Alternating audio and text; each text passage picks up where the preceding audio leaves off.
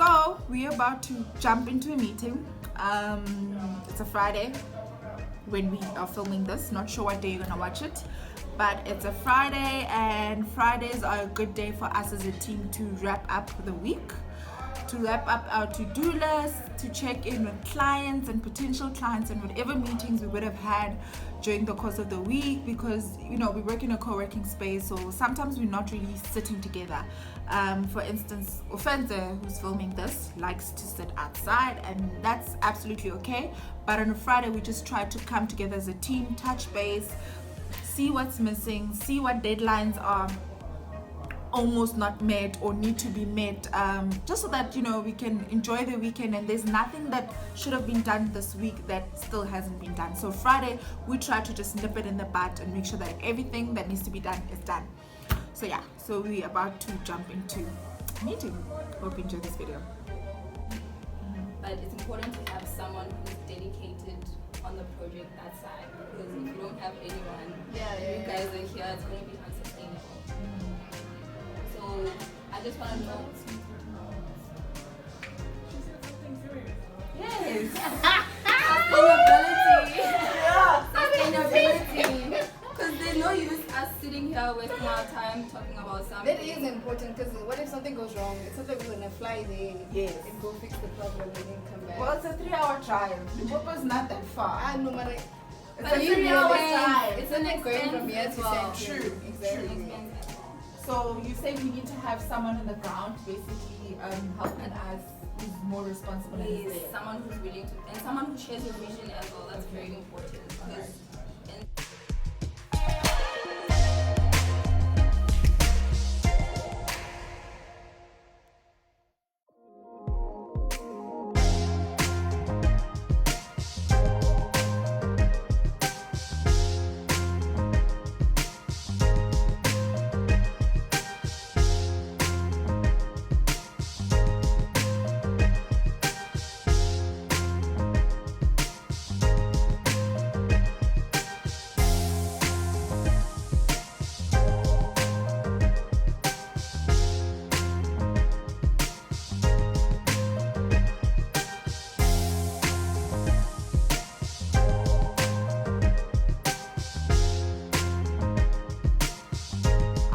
so, when you are looking to have productive meetings, number one, what we tend to do as a team is we batch our meetings. So the team knows I have specific days in which I take meetings. Even my clients know, I don't do meetings on a Monday because I think Monday is more of an admin day.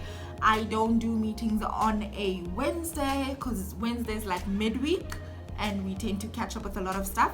I do, however, do meetings on a Tuesday and a Thursday. If I do have meetings on a Wednesday, then I'll switch out whatever tasks I have between those other days. I don't know if that makes sense. I hope it makes sense. But batching your meetings is a good thing to do, because number one, when you are having a meeting every day, that means you're spending time on the road every day. Outside of just getting to work and back, you are spending a lot of time in traffic. So if you are gonna be in traffic for one meeting, you might as well be in traffic for 2 meetings. Secondly, if you want to have a productive meeting, you need to go in with an agenda. What an agenda does, and we tend to send it to a client prior so that they know what we're talking about, we know what we're talking about, and a meeting doesn't become longer than it has to be, because sometimes you guys end up like catching up on life, and that takes time, and time is money, right? So have an agenda.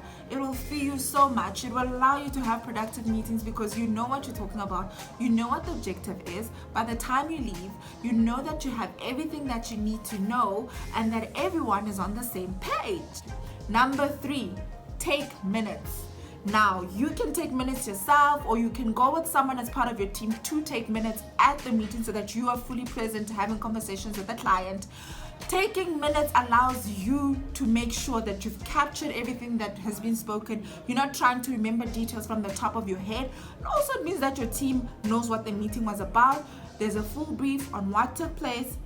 Number 4, be realistic with your time. Now, we've all made that mistake where you're like, I'll have a meeting at 11 and then I'll have another meeting at 12. even if those 2 meetings are 5 minutes from each other, people are human, people run late, there are accidents on the road, cars break down, there's so many things that can happen. And not to say that you are not in control, you can be as early as you want to be. If your client runs 10 minutes late, that means that automatically, because you've put your meetings so close together, that means you are already 10 minutes late for your next meeting.